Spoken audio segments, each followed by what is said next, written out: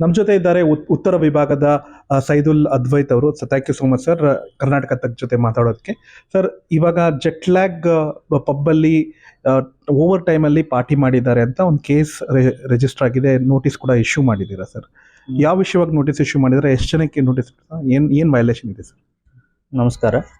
ಈಗಾಗಲೇ ತಮಗೆ ಗೊತ್ತಿದ್ದ ವಿಚಾರ, ನಮ್ಮ ಸುಬ್ರಹ್ಮಣ್ಯ ನಗರ ಪೊಲೀಸ್ ಸ್ಟೇಷನ್ಸಲ್ಲಿ ಒಂದು ಜೆಟ್ಲ್ಯಾಗ್ ಪಬ್ ಆ್ಯಂಡ್ ರೆಸ್ಟೋರೆಂಟ್ ಮೇಲೆ FIR ದಾಖಲಾತಿ ಆಗಿದೆ for violations of the time limits and liquor license conditions ಮೇಲೆ.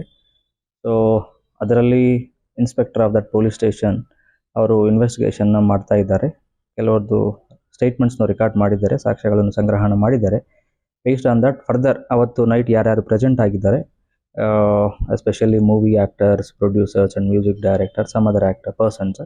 ಸೊ ಈಗಾಗಲೇ ನಾವು ಐಡೆಂಟಿಫೈ ಮಾಡಿದಲ್ಲಿ 8 ಜನಕ್ಕೆ ನೋಟಿಸ್ನ ಸರ್ವ್ ಮಾಡಲಾಗಿದೆ. ಅಂದರೆ ನೋಟಿಸ್ ಇಶ್ಯೂ ಮಾಡಿದ್ದೀವಿ ಇವತ್ತು, ಅವರು ರಿಸೀವ್ ಮಾಡ್ಕೋಬೇಕು. After that they will appear in front of the investigative officer. ಅದು ಅವ್ರು ಮಾಡಿದ ಮೇಲೆ will record the statements also.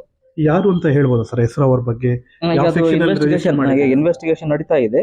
So ಅದು ಈ ಸೆಕ್ಷನ್ ಅಂದರೆ ಇದು ಓನರ್ ಯಾರು ಇರ್ತಾರೆ ಮತ್ತು ಯಾರು ಅದನ್ನು ಆಪರೇಷನ್ಸ್ ಮಾಡ್ತಾರೆ ಅವ್ರ ಮೇಲೆ FIR ದಾಖಲಾತಿ ಆಗುತ್ತೆ.